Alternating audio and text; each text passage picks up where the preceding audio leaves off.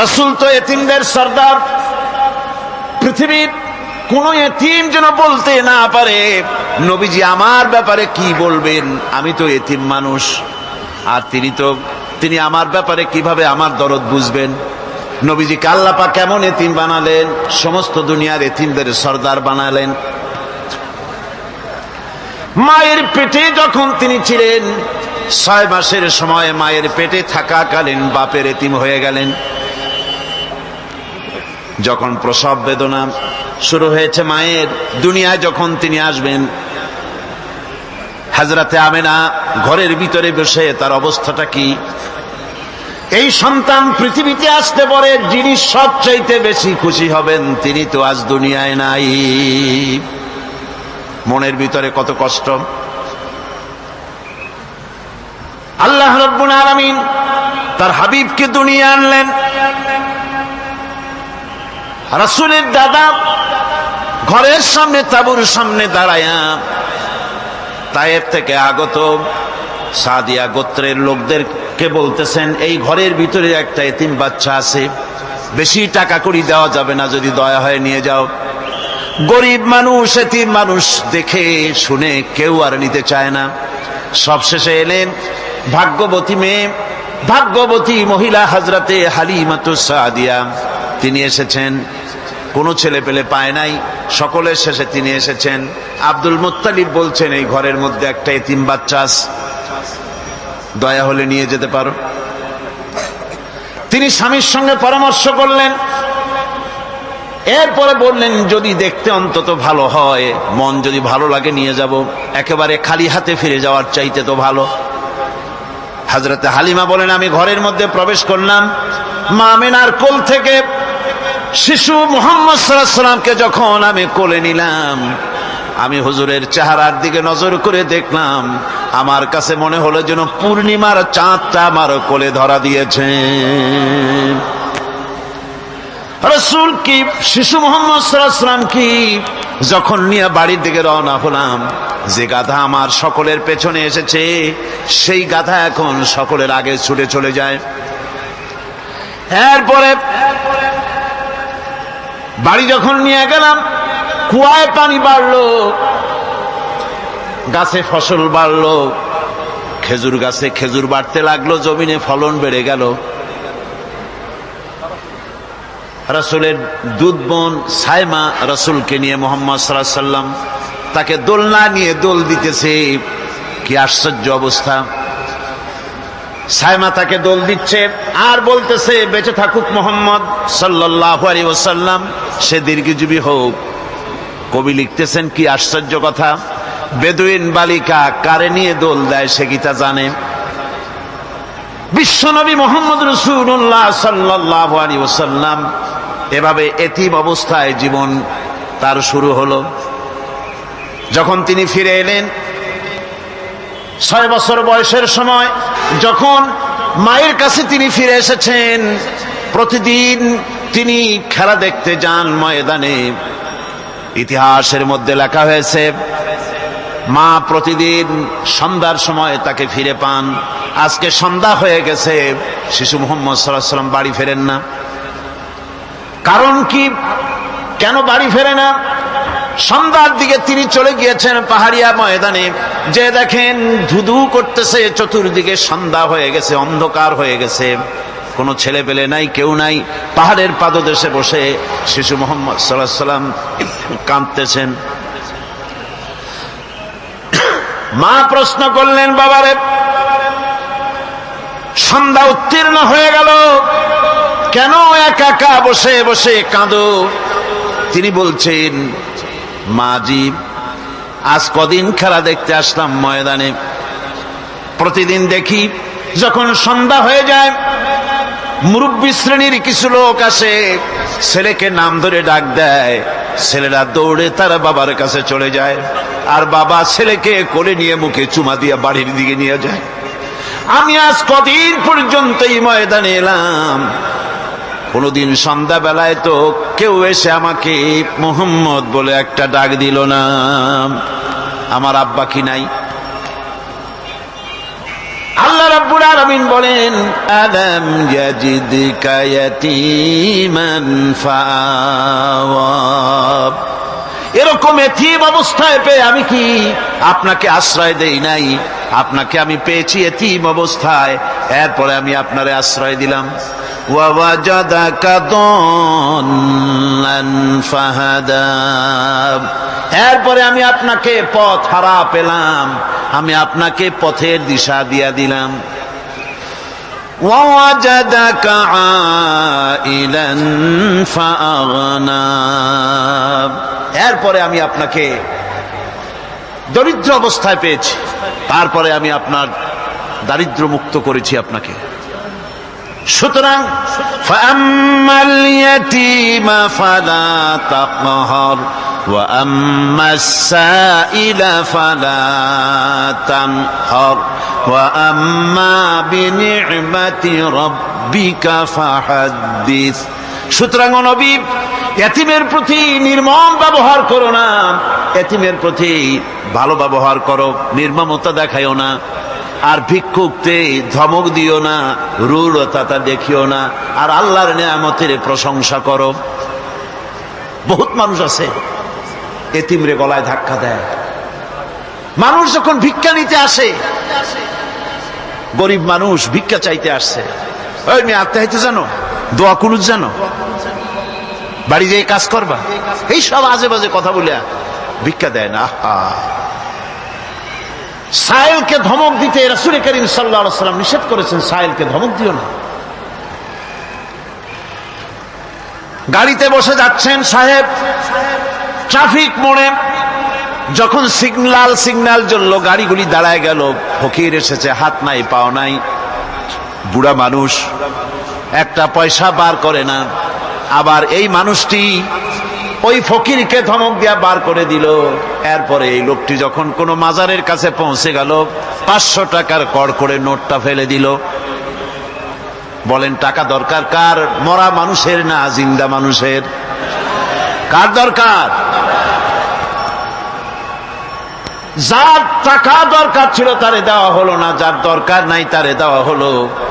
এরপরে লোকটা না খেয়ে যখন মারা গেল, পথের ফকির, রাস্তার ফকির, না খেয়ে মারা গেছে। এরপরে তার কাফনের কাপড় নাই, লোকটাকে রাস্তার উপরে শোয়া একটা ছেঁড়া কাপড় দিয়ে ঢেকে রেখেছে। বড় লোকেরা, সাহেবরা তখন গাড়ি দাঁড় করে আর 5 টাকা 2 টাকা করে তার লাশের উপরে মারতেছে। এটা মানবতার এর চাইতে লাঞ্ছনা, মানবতার জন্য এর চাইতে গঞ্জনা আর কিছুই হতে পারে না। মানবতার প্রতি লাঞ্ছনা, এর থেকে আর দুর্গতি কি হতে পারে? বেঁচে থাকার সময় 1 টাকা আপনি দিলেন না, মরে যাওয়ার পর বিদায় হয়েছে বালাই, এখন দেওয়া শুরু করেছে। আমার বন্ধুগণ, এই জন্য এতিমের প্রতি দরদ করার জন্য আল্লাহ পাক কোরআনের ভিতরে পরিষ্কার বলেছেন। রাসূল করিম সাল্লাল্লাহু আলাইহি ওয়াসাল্লাম নিজে এতিম ছিলেন, আর এতিমের প্রতি তার এত দরদ ছিল, একবার তিনি ঈদের দিকে নামাজ পড়ার জন্য যাচ্ছেন। প্রতিমধ্যে দেখেন একটা বাচ্চা ছেলে কাঁদতেছে। এই রাস্তায় কত মানুষ গেল, কেউ দাঁড়ালো না থমকে, বাচ্চার ক্রন্দন কাউকে থামাইতে পারলো না। কিন্তু বিশ্ব নবী, দয়ার নবী রাহমাতুল লিল আলামিন বাচ্চার কান্না দেখে পাও বাড়াতে পারলেন না। নবীজি দাঁড়ায় গেলেন, জিজ্ঞেস করেন, ও বাচ্চা, ঈদের দিনে কাঁদো কেন? ঈদের দিনে তো কাঁদতে নাই।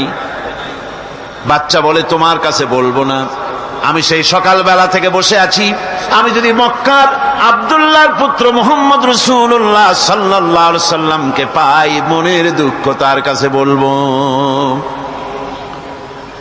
বিশ্ব নবী জমিনের উপরে বসে পড়লেন, বাচ্চারে কোলের উপরে উঠায় বলেন, বাচ্চা বলো কি তোমার দুঃখ? তুমি যার জন্য বসেছো আমি তো সেই এতিম নবী, কি বলতে চাও? বাচ্চা বলতেছেন, ইয়া রাসূলুল্লাহ, আমার বাবা মারা গেছে, সেই ছোট্টবেলায় একেবারেই তখন মায়ের পেট থেকে আমি আসার পর বাপ মরে গেল, আমার মা আর একজনের সঙ্গে বিয়ে বসেছে, সেই পুরুষটি আমারে দেখতে পারে না, আমার মা যদি আমারে কোলে করে এসে সহ্য করতে পারে না, আমারে চুমা খাইলে সহ্য করতে পারে না, আমারে খাবার দিলে মা মার খায়।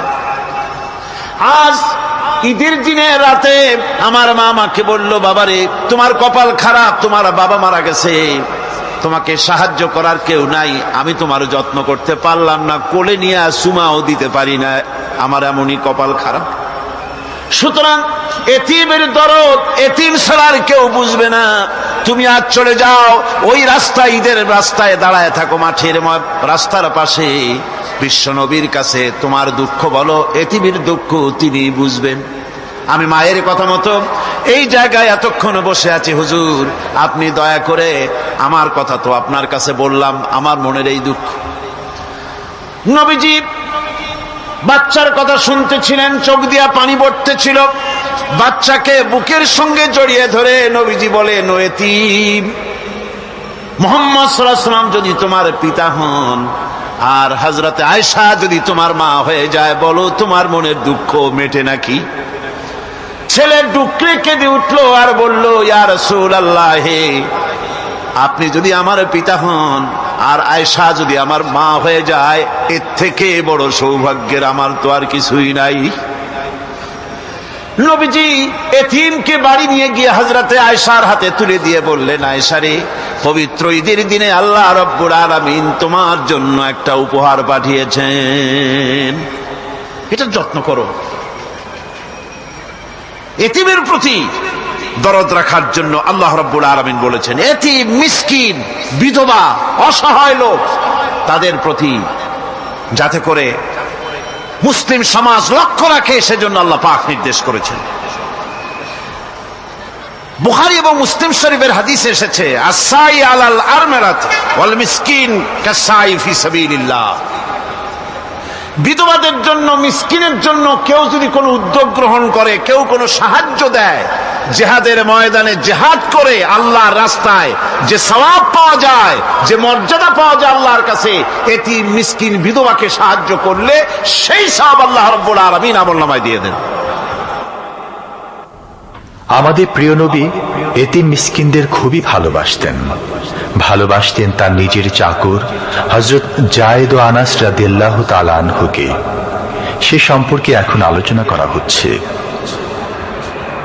তার চরিত্রই প্রমাণ করে, নবীদেরকে বাইয়ানাত দেওয়া হয়েছে, এমন চরিত্র আচার আচরণ দেওয়া হয়েছে যাতে করে লোকেরা অভিভূত হয়ে যায়, আকৃষ্ট হয়ে যায়। হযরতে যায়েদ, তিনি তো কৃতদাস ছিলেন, হারায় গেলেন বাপ মা থেকে, আর এরপরে কুদরত তারে মুহাম্মদ সাল্লাল্লাহু আলাইহি ওয়াসাল্লামের ঘরে উঠায় দিল। তিনি তখন আল্লাহর নবী, তখন নবুয়তের দায়িত্ব পান নাই। যায়েদের পিতার কাছে খবর হয়ে গেল, যায়েদ আছে রাসূলের বাড়িতে, মুহাম্মদ সাল্লাল্লাহু আলাইহি ওয়াসাল্লামের বাড়ি মক্কায়। তারা এসে হুজুরের সঙ্গে দেখা করে বললেন, মুহাম্মদ সাল্লাল্লাহু আলাইহি ওয়াসাল্লাম, জানতে পেরেছি আপনার কাছেই আমাদের ছেলে যায়েদ আছে, মেহেরবানি করে তাকে আমাদেরকে ফিরায় দেন। হুজুর বলেন, যায়েদ যদি তোমাদেরকে চিনতে পারে আর যদি যেতে চায়, আমার পক্ষ থেকে কোনো আপত্তি নাই, অবশ্যই যাবে। তবে যায়েদ যদি যেতে না চায়, আমি এমন লোক নই যে কেউ আমার কাছে থাকতে চাইলে আমি জোর করে তাকে ঠেলেও দিতে পারি না, আমি তেমন লোক নই। পিতা বললেন, আপনি অবশ্যই যুক্তিপূর্ণ কথা বলেছেন। হযরতে যায়েদ কানা হলো। হুজুর বললেন, তুমি কি চেনো এদের? কি? যায়েদ বললেন, চিনি, ইনি আমার বাবা, উনি আমার চাচা। যায়েদের পিতা বলেন, বাবারে বাড়ি চলো, তোমার মা কেঁদে কেঁদে হয়রান, চলো বাড়ি যাই, বাড়ির যা কিছু আছে সব তোমাকে ফিরিয়ে দেওয়া হবে। হযরতে যায়েদ বলতেছেন, পিতা বাড়িতে যা আছি তাই শুদ্ধ, তামাম দুনিয়াটা যদি আমারে দেওয়া হয়, এই লোকটির কাছে থেকে যে ব্যবহার পেয়েছি, আমি এই লোকের কদম ছেড়ে যেতে পারি না। তার চরিত্রই প্রমাণ করে তিনি নবী, কি ব্যবহারটা পেয়েছেন। হযরত আনাস রাদিয়াল্লাহু তাআলা আনহু ছোট মানুষ, 8 বছর বয়সের সময় হুজুরের খাদেম হয়ে হুজুরের বাড়িতে আসছেন। আচ্ছা, 8 বছর বয়সের কিশোর ভুল তো করতেই পারে, গরম পানি চাইলে ঠান্ডা পানি এনে দেবে, স্যান্ডেল চাইলে জুতো আনবে, বিছানা বিছাইতে বললে উঠাই দেবে, এটা স্বাভাবিক। কিশোর মানুষ, ছোট মানুষ। এবার শুনুন, বাইয়ানাত কারে বলেন? নবীদের বাইয়ানাত আল্লাহ যে দিয়েছেন সেটা কি জিনিস? সেটা হলো উন্নত মানের চরিত্র, তার ব্যবহার ওঠা বসা যা দেখলে মানুষ বুঝতে পারে তিনি আল্লাহর নবী। হযরতে আনাসের মুখে শুনুন, হযরতে আনাস রাদিয়াল্লাহু তাআলা আনহু বলেন, একাধিক ক্রমে টানা 10টি বছর রাসূলের খেদমতের ভিতরে নিয়োজিত ছিলাম। 10টি বছরের ভিতরে একটা দিনের জন্য নবীজি আমাকে ধমক দিয়ে কথা বলেন নাই। এটা ধমক দিলেন না আমারে, এটা করছো কেন, এটা করো নাই কেন? সুবহানাল্লাহ বিহামদিহি। গোটা পৃথিবীর সমস্ত মুমিন মুসলমানদের, পুরুষ আর নারীদের জীবন, কলিজা, রক্ত রাসূলের কদম মুবারক উৎসর্গ হয়ে যায়। মহান রব্বুল আলামিনের কাছে তার হাবিব রাসূলুল্লাহ সাল্লাল্লাহু আলাইহি ওয়াসাল্লামের ছিল বিশেষ মর্যাদা। আসুন আমরা সে সম্পর্কে আলোচনা শুনি। আমার ভাইরা, রাসূল পাক সাল্লাল্লাহু আলাইহি ওয়াসাল্লাম আল্লাহর নবী এমন এক মহান সত্তা ছিলেন যে তিনি দোয়া আল্লাহর দরবারে হাত উঁচু করতে দেরি আছে, কিন্তু দোয়া কবুল হতে দেরি নাই। হিজরত করে মদিনায় এসেছেন, নামাজ পড়তে দিল চায়, কাবা শরীফের দিকে ফিরে যদি নামাজ পড়তে পারতাম দিলটা বড় ভালো লাগতো, কিন্তু হাত উঁচু করে মোনাজাত করতেছেন না, আল্লাহর কাছে বলতেওছেন না যে আল্লাহ তুমি আমার কিবলাটা বাইতুল মুকাদ্দাস থেকে ফিরাইয়া মক্কা শরীফে বাইতুল্লাহর দিকে ফিরাই দাও, মুখেও বলতেছেন না, মনেও না, শুধু আকাশের দিকে বারবার তাকাচ্ছেন, মোনাজাত করেন নাই। মনে মনে আশা পোষণ করতেছেন যদি এমন একটা ওহী নাজিল হয়ে যেত। আল্লাহ রাব্বুল আলামিন সঙ্গে সঙ্গে রাসূল জোহরের নামাজ পড়তেছিলেন, 2 রাকাত পড়া হয়ে গেছে, এমন সময় ওহী নাজিল হয়ে গেল, ক্বাদ নারা তাকাল্লুবা ওয়াজহিকা ফিস সামা। ও নবী, আমি দেখতে পেয়েছি বারবার আপনি আকাশের দিকে তাকাচ্ছেন। সুবহানাল্লাহ, আমি দেখতে পেয়েছি। ফালানুওয়াল্লিয়ান্নাকা কিবলাতান তারদাহা ফাওয়াল্লি ওয়াজহাকা শাতরাল মাসজিদিল হারাম। আর দেরি নাই, আপনার মনের আশা পুরা হয়ে গেছে, এক্ষুনি আপনার কিবলা পরিবর্তন করুন। হুজুর 2 রাকাত পড়েছিলেন বাইতুল মাকদাসের দিকে ফিরে, বাকি 2 রাকাত তিনি মক্কা শরীফের কাবা শরীফের দিকে ফিরলেন। আজও পর্যন্ত সেই মসজিদ আছে, সাক্ষ্য দিচ্ছে নবীর কথা কিভাবে মঞ্জুর হয়। মসজিদে কিবলাতাইন মদিনা মুনাওয়ারায় সে মসজিদ আজও আছে। ভাইরা আমার, রাসূল পাক সাল্লাল্লাহু আলাইহি ওয়াসাল্লাম এত বড় মর্যাদা সম্পন্ন ব্যক্তিত্ব, মহান ব্যক্তিত্বের উম্মতের মধ্যে আল্লাহ আমাদের শামিল করেছেন। শুকরিয়া স্বরূপ আমরা পড়ি আলহামদুলিল্লাহ। জোরে সরে পড়েন আলহামদুলিল্লাহ। আমার ভাইরা, মর্যাদা এত বেশি আল্লাহ রাসূলকে আল্লাহ রাব্বুল আলামিন দান করেছেন। এই পৃথিবীতে কোন মানুষের সঙ্গে যদি আপনি বেয়াদবি করেন, তিনি আপনার বাপ হোক, তিনি আপনার মা হন, অথবা আপনার উস্তাদ হন, অথবা আপনার পীর হন, যে কেউ হোক না কেন, কারো সঙ্গে যদি কোনো বেয়াদবি হয়ে যায় তো শুধু একটা বেয়াদবি ছাড়া আর কিছুই না। কিন্তু নবীজির সঙ্গে যদি কেউ বেয়াদবি করে সেটা শুধু বেয়াদবি থাকে না, কুফরি হয়ে যায়। কি হয়ে যায়? কুফরি হয়ে যায়। রাসূলুল্লাহকে কেউ তাওহীন করলে, অসম্মান করলে, সমালোচনা করলে কাফের হয়ে যায়। যারা বলেন কি হয়ে যায়? কত বড় মর্যাদা! রাসূল পাক সাল্লাল্লাহু আলাইহি ওয়াসাল্লাম, তার সামনে সাহাবায়ে কেরাম বসা, হুজুর কথা বলছেন, সাহাবায়ে কেরাম তারাও কথা বলছেন। কথা বলতে বলতে এক পর্যায়ে সাহাবীদের গলার আওয়াজ বড় হয়ে গেছে, হুজুরের গলার আওয়াজ শোনা যায় না, সাহাবীদের গলার আওয়াজটা বড় হয়ে গেল। আল্লাহ রাব্বুল আলামিন এতটুকু বরদাস্ত করলেন, আমার নবীর গলার আওয়াজের চাইতে তোমাদের আওয়াজ বড় হলো কেন? সঙ্গে সঙ্গে ওহী নাজিল হয়ে গেল। আল্লাহ রাব্বুল আলামিন বলেন, ইয়া আইয়ুহাল্লাযীনা আমানু লা তারফাউ আসওয়াতাকুম ফাওকা সাওতিন নবী। ও বিশ্বাসীরা, খবরদার, তোমরা যারা ঈমান এনেছো শোনো, তোমাদের গলার আওয়াজ যেন আমার নবীর গলার আওয়াজের চাইতে বড় না হয়ে যায়। যদি তা হয়, আনতাহবাতা আমালুকুম, জীবনের সমস্ত ভালো কাজগুলি আমি আল্লাহ বরবাদ করে দেব। আজ পর্যন্ত এই আয়াতে কারিমা রাসূল পাক সাল্লাল্লাহু আলাইহি ওয়াসাল্লামের রওজায়ে আতহারের সামনে সবুজ সাইনবোর্ডের উপরে সোনার অক্ষর দিয়ে এই আয়াতে কারিমা লেখা রয়েছে। সুবহানাল্লাহ। সর্বকালের, সর্বযুগের সর্বশ্রেষ্ঠ মহামানব, সর্বশ্রেষ্ঠ বিশ্বনবী, আল্লাহর পরে যার মর্যাদা, তিনি হচ্ছেন মুহাম্মদ রাসূলুল্লাহ সাল্লাল্লাহু আলাইহি ওয়াসাল্লাম। রাসূলুল্লাহ সাল্লাল্লাহু আলাইহি ওয়াসাল্লামের প্রতি মহান আল্লাহর ভালোবাসার অন্যতম নিদর্শন হচ্ছে মেরাজ। এর মাধ্যমে আল্লাহ রাব্বুল আলামিন তার বন্ধুকে নিজের সান্নিধ্যে নিয়েছিলেন। এখন আমরা শুনব সেই মেরাজের কাহিনী। দুলির ধরা থেকে রাসূলকে আরশে আজিমে নিয়ে যাওয়া হবে। বোরাক এলো। বোরাক হচ্ছে বারকুন থেকে উৎপত্তি। এর অর্থ হচ্ছে বিজলি, বৈদ্যুতিক গতি সম্পন্ন, ঘোড়ার চাইতে ছোট, খচ্চরের চাইতে বড়, এই জাতীয় একটা প্রাণীর মতো হযরতে জিবরাইল নিয়ে আসলেন। আমাদের দেশে কারো কারো বাড়িতে আয়নায় বাঁধানো থাকে এই ছবিটা। ঘোড়া আছে, দুইটা ডানা আছে, মাথাটা মেয়ে লোকের মতো, চুলগুলো ঝুলে পড়ছে, নিচে লেখা আছে হাজা বুরাকুন নবী সাল্লাল্লাহু আলাইহি ওয়াসাল্লাম।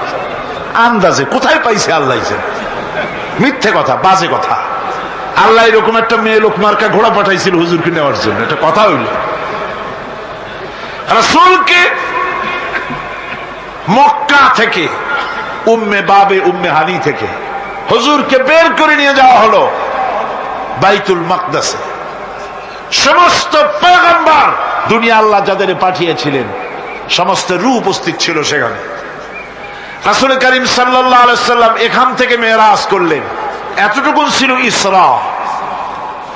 কোরআনে কারীম বলছে, আজকের কারি সাহেব যেখান থেকে তেলাওয়াত করেছিলেন, সুবহানাল্লাযী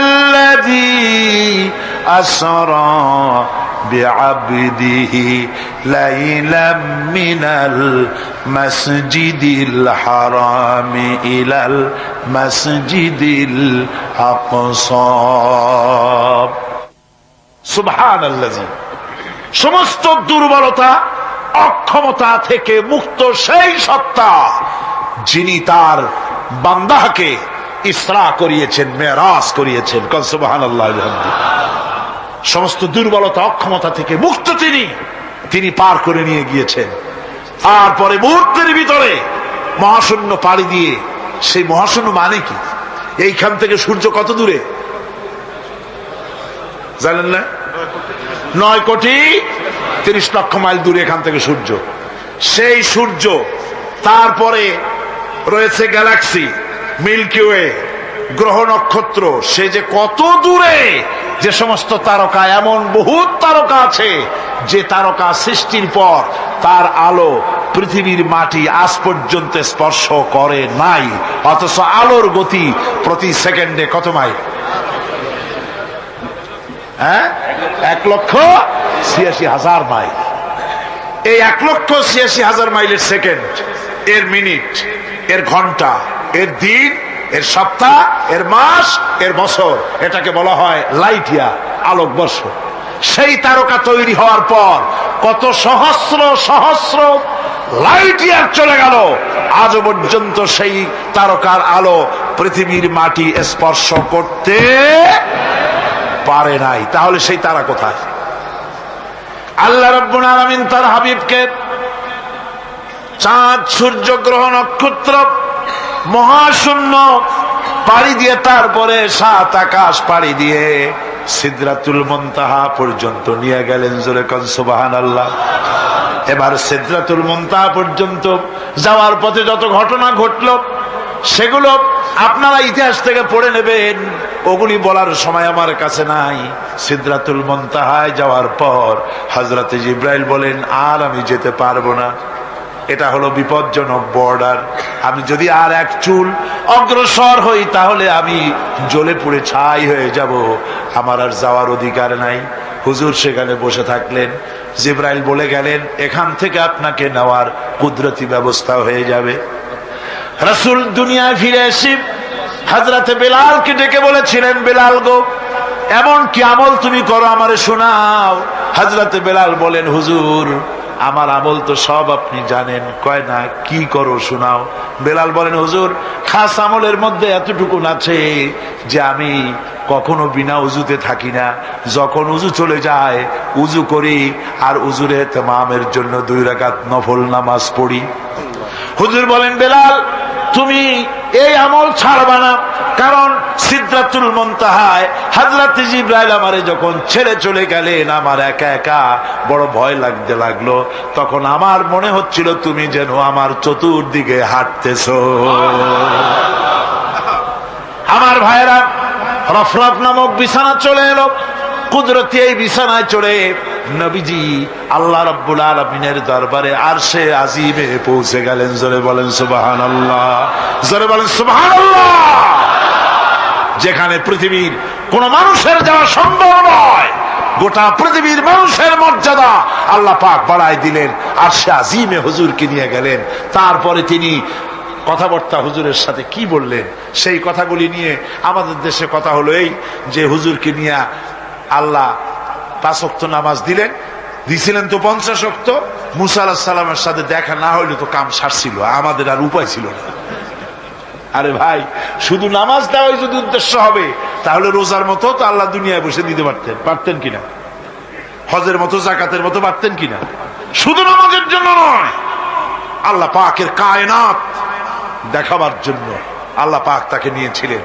বেহেশত দেখাইছেন, দোজখ দেখাইছেন, ভালো কাজ করলে কিরকম শান্তি হবে, খারাপ কাজ করলে কিরকম শাস্তি হবে চোখে দেখায় দিয়েছেন মুহাম্মদ রাসূলুল্লাহ সাল্লাল্লাহু আলাইহি ওয়াসাল্লামকে। মেরাজ থেকে ফিরে এলেন, ঘরে এসে দেখেন উজুর পানি, উজু করে যে গেছিলেন উজুর পানি তখনও গড়াচ্ছে। যে দরজা দিয়ে বেরিয়েছিলেন দরজাটা ধাক্কায় তখনও কাঁপতেছে। যে বিছানায় শোয়া ছিলেন সে বিছানায় মানুষ শুয়ে থাকলে যেমন উষ্ণ থাকে সেরকমের উষ্ণ ভাব তখনও আছে। কেমনে হলো? কেমনে হলো? মাথায় ঢুকবে না। সুবহানাল্লাহ কোন ঢুকবে?